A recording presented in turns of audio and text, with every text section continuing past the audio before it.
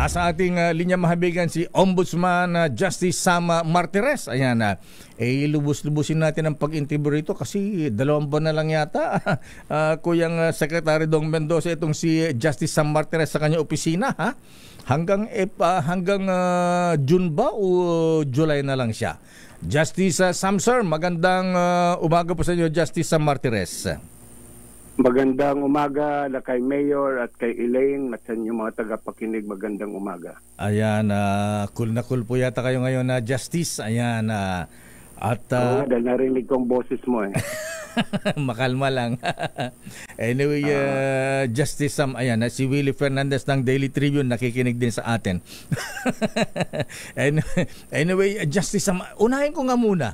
Alam po ninyo ano ba ang ginagawa ng ombudsman sa mga, alam naman natin na politika ito eh. Saan damakmak yung mga nagpa-file ng kaso laban sa ilang opisyal kung kailan malapit na po ang eleksyon na Justice, sir? Ito ba mga kasong ganitong halata namang may halong politika ine-entertain pa po ba ito ng Office of the Ombudsman, Justice? Lahat naman ng fina-file na kaso sa ombudsman ay binibigyan namin ng importansya, no? May halong politika, wala. Pero 90% siyempre ng mga pumapasok, lalo na't malapit na ang eleksyon, ay may halong politika. Subalit hinihimay namin ito kung may katotohanan yung kanilang mga kaso na fina-file sa amin. Opo. Yung mga walang katotohanan ay dinidismiss namin. Ang mahirap lang nito ay kung minsan hinihiling ng mga complainant, mga nagrereklamo na isuspende kaagad yung nirereklamo nilang opisyal. Opo. Akala nila kasi na lahat na lang ng kaso na pwede mong na ipina-file sa ombudsman ay pwede na ma-preventive suspension. Opo. Hindi ho kasi may pamantayan ho ang batas na aming sinusunod kung kailan kami mag-i-issue ng preventive suspension. Dapat ang kaso na fina-file sa amin ay would constitute grave misconduct. Malakas ang ebidensya. Ibig sabihin malakas ang ebidensya, sa tingin mo pa lang sa reklamo, may mga nakalakip na mga attachments na ebidensya, ay malakas ang kaso. Pangalawa, kung yan ba ipipreventive, hindi namin isususpende, maayos ba ang wala bang hadlang sa aming pag-iimbestiga? Opo. Kasi kung may hadlang, kailangan namin masuspende yung opisyal. Yung mga ganon, kasi baka mamaya iharas niya ang mga witnesses, itago niya yung mga dokumento. Ayun. Meron kaming inimbestigahan na isang kaso na hindi namin nasuspende yung opisyal. Pero nagsuspetsa na kami. Ako na mismo, nagsuspetsa ako. Opo. Na tatamper yung mga documents Allah. Napapalitan yung mga dokumento. Kaya lang, siyempre wala kaming batayan Kaya lang yung unang tingin pa lang ng kaso, parang kailangan isuspende mo. Hindi lang namin muna sinuspende dahil pinag-aralan namin ng gusto yung kaso nitong opisyal na ito. Opo. Mayroon mga kaso na tawag dito halatang halata na talagang magharas ng witness, no? Ay talagang kaagad namin isinususpende we put him under preventive suspension for a period not more than 6 months. Sa ngayon, hindi namin nasasagad yung 6 months. Pagtapos na kami mag-imbestiga, bago dumating yung 6 months period, nililift na namin yung preventive suspension. Ako'y naghihintay lamang ng rekomendasyon ng investigador. Katulad sa nangyari sa National Food Authority, hindi naman umabot yung iba ng 6 months. Ganun po ba? Yung iba, yung iba 1 linggo lang Kasi nag-cooperate kaagad sila. Binigay namin sa amin kaagad yung dokumento. Yung iba naman talagang pinahirapan kami ng husto, talagang tugal yung kanilang preventive suspension, umabot yata halos 6 months period. So depende yun So yung mga taga-NFA pala, Justice Samser, na nasuspindi, naibalik din after na mapatunayang sila ay walang kaso? Hindi naman sa walang kaso. Tuloy-tuloy yung kaso nila. Tuloy-tuloy. Nilist lang yung preventive suspension dahil sa nakalap na namin yung mga ebidensya. Sa simula ng aming pag-iimbestiga ay hirap na hirap kami maghaglap ng ebidensya kasi pinahirapan kami. Maraming rason yung ibang opisyal sinasabi na may meeting hanggang sa umabot sa sukdulan na naubos yung pasensya ko. Ako na mismo ang nag-serve ng subpina. Wow. Ako na mismo ang pumunta sa NFA. Hala? At sabi sa akin, pwede ba pumunta yata ako araw ng Miyerkules. Sabi sa akin, pwede ba sa Biyernes? Sabi ko, hindi. Ngayon, kako, hindi, maghihintay ako rito. Kung kailangan dito ako matulog, dito ako matutulog, maghihintay ako. Wow. Sabi nila, kasi hihintayin pa nila yung mga report galing sa kung saan regional office. Sabi ko, alam nyo kako, that is precisely the reason kung bakit na-imbento ang telepono at kung bakit tayo ngayon nagkaroon ng cellphone. Kasi tatawag ka lang sa region, ididikta sa iyo yung dokumento o i-scan yung dokumento, ipapadala sa iyo sa email, presto andyan. Hindi kailangan i-LBC pa kako ipadala sa mail, di ba? Opo. Kaya kako may telepono tayo. Kung gusto niyo kako, lalagyan ko ng load ang inyong mga telepono para kako matapos tayo ngayon. So, kasi hindi umabot ng 2 oras. Ibinigay sa akin lahat yung mga papeles na kailangan namin. First time yata itong marinig kong ganyan na justice na ang ombudsman ay mismong nag-serve ng subpoena ducis tecum, ha? At pagkatapos binantayan pa. Oo, kasi pinaiikot lang yung mga investigador namin. Opo. So wala sila nakakalap kasi sasabihin ng opisyal na pinupuntahan, may meeting pa ako. Dumating si secretary, kailangan puntada muna niya si secretary. Sabi ko, wala bang assistant yan? Mayroon naman daw. Sa nanapikon ako, sabi ko, hindi uubrang ganito kako, pinaiikot-ikot tayo 1 linggo na kako Sino ako na mismo pumunta sa opisina ng NFA. Ayan na. Nung naghintay ka ng 2 hours, pinakapi ka ba? Nabigay naman ng kape, kaya lang hindi ako hindi na ako nagkakape. Hindi ko nagkakape. Oo. Sino ba yung official na yan, Justice? Anyari na sa kanya? Kasama rin sa kaso. Kasama sa kaso. Oo. Okay, Justice. Kasi habang investigasyon, nakita namin kasama siya sa kaso. Top official ba ng NFA yan? Official ng NFA, mataas ang posisyon. Administrator ba? Mga assistant administrator. Assistant administrator. Ayan. Anyway, just isa pa po. Yung mga, kasi ito nga, sabi nga natin, minsan nagagamit sa election itong mga ganitong harassment. Pagka ba nasuspend halimbawa ng ombudsman na isang opisyal na finalan ng kaso sa ombudsman na justice, automatic ba yan na pati ba kanyang COC, pati ba yung kanyang kandidatura hindi na siya pwedeng kumandidato? Paki-clarify nga po yung issue niyan. 2 klase kasi yung tinatawag na suspension. Yung isa, yung preventive suspension. Opo. Ito yung during the period of investigation. Habang inimbestiga namin yung kaso, yung isa naman is suspension as a penalty. Okay? Sa pananaw ko lang, Opo. hindi dapat ma-disqualify na tumakbo yung mga preventive suspension dahil preventive measure ito, kaya nga tawag preventive. Ngayon doon sa suspension as a penalty ay nasa COMELEC na yan kung anong kanilang rules and regulations tungkol dito, na yung usapin yata ay nakabimbin ngayon sa Supreme Court, no? Kung yung na-dismiss from the service, yung nasuspende ay pwede pang tumakbo. So, doon yata sa Supreme Court ngayon nag-file 3 opisyal. Opo. Isang gobernador, 2 mayor, na question itong rule ng COMELEC, itong kanilang circular. So ipagbayan na lang natin sa Korte Suprema ang ang usapin na ito. Ayan, Alam mo, Justice, isa pa po, ayan, bago-bago lamang yung decision ng Supreme Court, itong decision ni Supreme Court Associate Justice Ami Lazaro Javier. Yung bang barangay kagawad dun sa Davao City na na-involve lang dito ay 200 pesos. Justice, mantakin po ninyo. Nakunbig ito sa lower court at nasintensyahan ng 6 to 7 years imprisonment. Buti pagdating sa Supreme Court, binaliktad ni Justice Ami Javier yung desisyon. Parang unfair naman yata yan.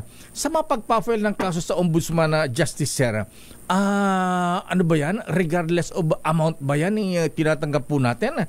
Katulad nito, 200 pesos lamang kasi pinamasahian daw yata yung barangay kagawad ng isang kontraktor o may kontrata na ayusin yung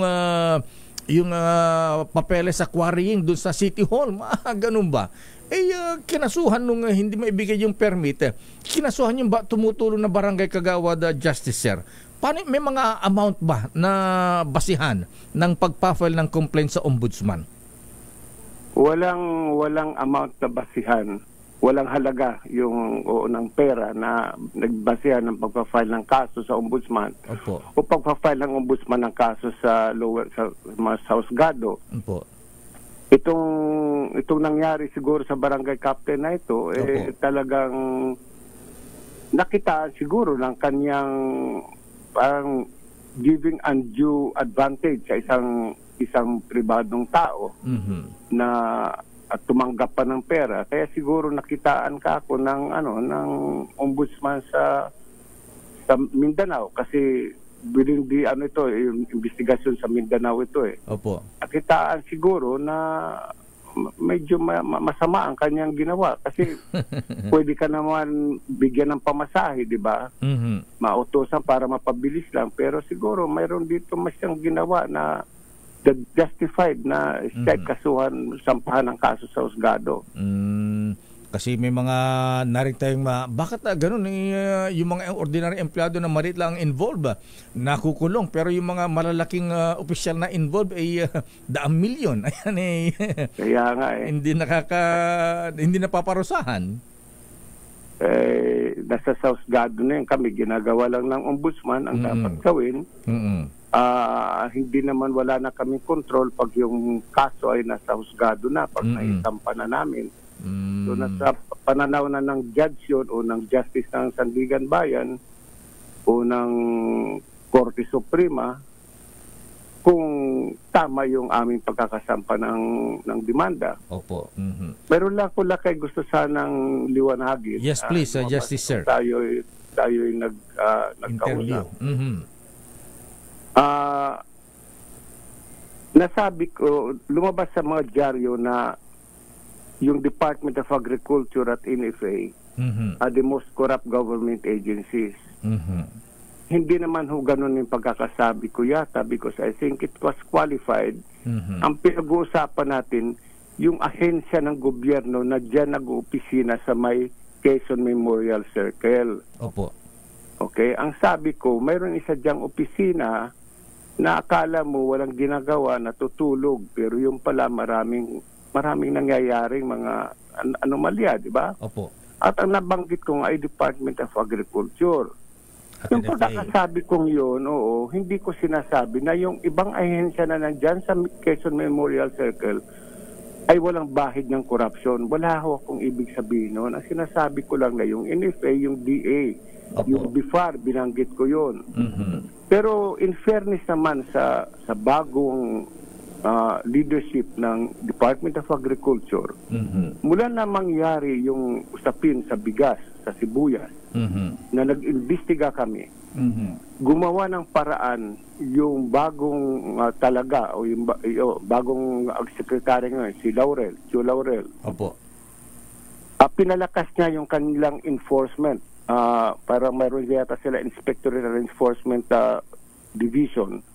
Pinalakas niya yun. Kaya kung makikita natin sa mga dyaryo, para mga 4 na cases ng agricultural smuggling ang nahuli nila sa Subic.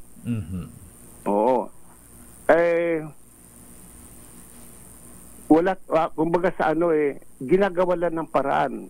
Patuloy kami nag-iimbestiga ngayon sa mga nangyayari sa DA kasi hindi lang naman ang maraming ahensyang DA na napaka-critical ang gawain yung BIFAR, yung Bureau of Fisheries and Aquatic Resources. Doon nga nanggagaling yung pag-ano ng itong mga isda, di ba? Opo. Pag-angkat. So, binabantay namin lahat yan at nakikipag-cooperate naman sa amin itong Secretary Chu Laurel. At binibigyan ako kuminsan, binibigyan ako ng unofficial report kung ano na nangyayari, no?